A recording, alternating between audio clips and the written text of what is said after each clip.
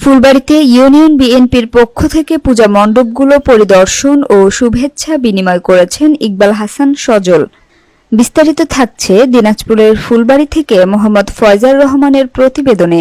দিনাজপুরের ফুলবাড়ী উপজেলা ৩ নং কাজীহাল ইউনিয়নের পূজা মণ্ডপগুলো পরিদর্শন এবং শুভেচ্ছা বিনিময় করেন ও তাদের সাথে সার্বিক বিষয়ে কথা বলেন মৃত আবুল হোসেন চেয়ারম্যানের ছেলে, সাবেক ছাত্রনেতা ও ইউনিয়ন স্বেচ্ছাসেবক দলের সদস্য সচিব ইকবাল হাসান সজল। সবার কাছে দোয়া চেয়েছেন যেন ওনার বাবার মতো সাধারণ অসহায় গরিব দুঃখী মানুষের পাশে থাকতে পারেন এবং সেবা করতে পারেন। আমি আপনাদেরই সন্তান।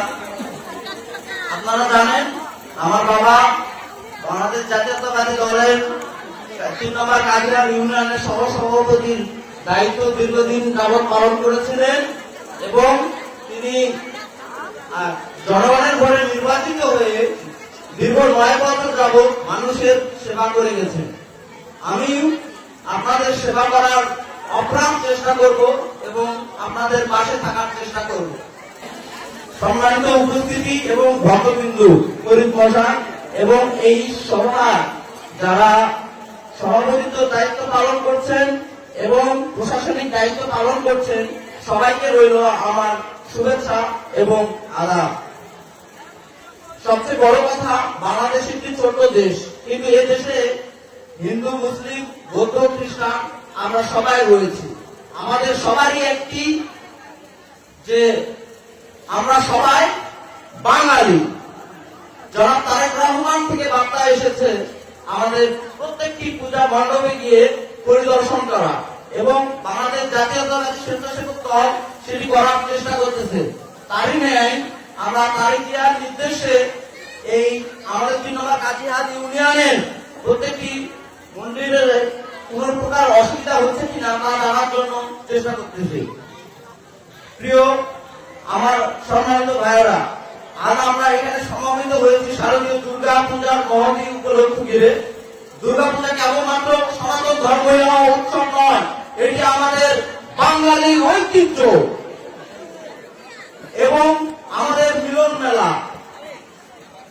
এই দুর্গা পূজার মাধ্যমে আমাদের ভ্রাতৃত্বের বন্ধন এবং সাম্প্রতিক যে মহা উৎসব, সেই উৎসবকে আরো দীর্ঘতর করে তুলবে। প্রিয় ভাইয়েরা, আমরা আপনাদের প্রতিপক্ষ নই, আমরা আপনাদের কোন প্রকার শত্রু নই। আমরা আপনাদেরই এবং আপনাদের সকল প্রকার সুবিধা অসুবিধা দেখার জন্যই বাংলাদেশ জাতীয়তাবাদী স্বেচ্ছাসেবক দল প্রতিষ্ঠা করেছিলেন শহীদ প্রেসিডেন্ট জিয়াউর রহমান।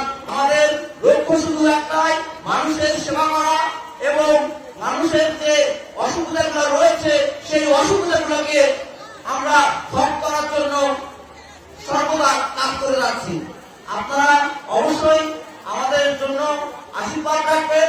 আমরা যেন এই ৩ নম্বর কাজীহাল ইউনিয়নে যত প্রকার দলীয় উন্নয়ন আছে, সকল প্রকার দলীয় উন্নয়ন আমার প্রিয় আহ্বায়ক এবং আমার হাত ধরে এই এলাকায় করতে পারি, এই প্রত্যয় রাখতেছি।